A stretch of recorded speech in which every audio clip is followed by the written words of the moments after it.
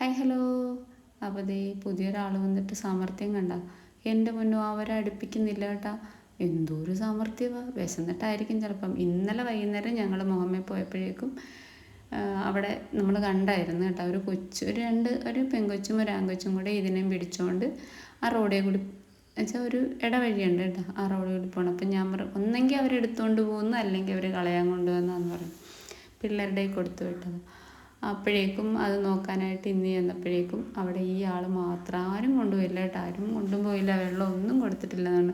അപ്പോൾ ഇവരെ കണ്ടപ്പോഴേ ഭയങ്കര സ്നേഹമായിട്ട് ഓടിച്ചെന്ന് അവരിങ്ങോട്ട് എടുത്തുകൊണ്ട് പോകുന്നു. ഞാൻ പറഞ്ഞു ഇനിയിങ്ങനെ കൊണ്ടുവരരുത്, ഇപ്പം തന്നെ 3 പേര് 4 പേര് 5 പേരായി നമുക്ക്, ഇനിയും ഒരാളെ കൂടി കൊണ്ടുവന്നാൽ എന്ത് പാടാന്ന് വെച്ചാൽ. ഇപ്പം ഇവരുടെ ഓരോ കാര്യത്തിനും നമ്മൾ ഫുഡ് മാത്രമല്ലല്ലോ, ഫുഡിൻ്റെയും ഭയങ്കര വലിയ കാര്യം തന്നെ എനിക്ക്.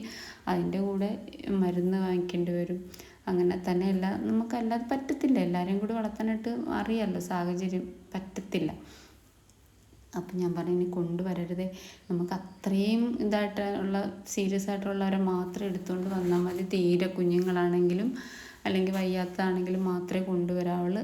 ഒരുമാതിരി ഫുഡ് കഴിക്കണവരാണെങ്കിൽ നമുക്ക് ഫുഡ് എത്തിച്ചു കൊടുക്കാം, അങ്ങനെ ചെയ്യാവുള്ളൂ. നമുക്ക് അതിനുള്ള മാർഗ്ഗങ്ങൾ കുറവാണ്, എന്നാലും ഞാൻ പറയാം ഫുഡ് എത്തിച്ചു കൊടുക്കാം നമുക്ക് എന്നും പറഞ്ഞിട്ട് അതൊക്കെ ഞാൻ പറഞ്ഞ് ഏൽപ്പിച്ചിരുന്നതാണ്. എന്നിട്ട് പോലും ഇതിനെ കണ്ട് എടുത്തുകൊണ്ട് പോകുന്നു. എനിക്കറിയാമായിരുന്നു ഇത് നമ്മുടെ വീട്ടിൽ എത്തും, ആരും കൊണ്ടുപോയിട്ടില്ലെങ്കിൽ നമ്മുടെ വീട്ടിൽ എത്തുമെന്ന് ഞാൻ അപ്പോഴേ തീരുമാനിച്ചു. ഞാനതുകൊണ്ട് പറഞ്ഞ് ഇതിനെ കണ്ടപ്പോഴേ പറഞ്ഞേ നമ്മുടെ വീട്ടിലോട്ട് കൊണ്ടുവരണ്ട കേട്ടോ, ഇപ്പം നമുക്ക് അത്രയും ഉള്ളതല്ലേ. കേട്ടില്ല. അപ്പം ഞാൻ ആ കുഞ്ഞിൻ്റെ വയറ് വീർത്തിരിക്കുന്ന കാര്യം ഞാൻ ഡോക്ടറിനെ കാണിച്ച് പറഞ്ഞേ. അന്നേരത്തേക്കും ഡോക്ടർ പറഞ്ഞ് അത് ഓവർ ഫുഡ് കഴിച്ചിട്ടാണ്.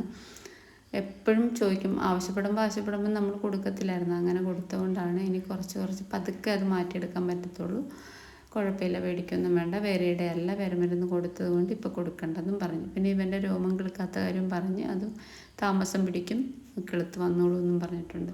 അപ്പോൾ അതിനും പ്രത്യേകിച്ച് മരുന്നൊന്നും കൊടുക്കണ്ടെന്ന് പറഞ്ഞ്. അപ്പം ആളുടെ സാമർത്ഥ്യമാണ് പറയാനുള്ളത്. കറമ്പനെയും ഇവരെ 3നും പേടിച്ചാണ് കേട്ടോ അതുങ്ങൾ. ഞാൻ ഒരുമിച്ച് കൊടുത്തതാണ്, എന്നു വെച്ചാൽ അല്ലാതെ പറ്റില്ല. പിന്നെ നമ്മുടെ കമൻറ്റ് ബോക്സിൽ കറുത്ത കുഞ്ഞിനെ ചോദിച്ചിട്ട് സ്ഥലം എവിടെയാണെന്ന് ചോദിച്ചിട്ടുണ്ടായിരുന്നു. അപ്പം ഞാൻ ആലപ്പുഴയിൽ മുഹമ്മയാണ്, ഞാൻ നേരത്തെയും പറഞ്ഞിട്ടുള്ളതാണ്.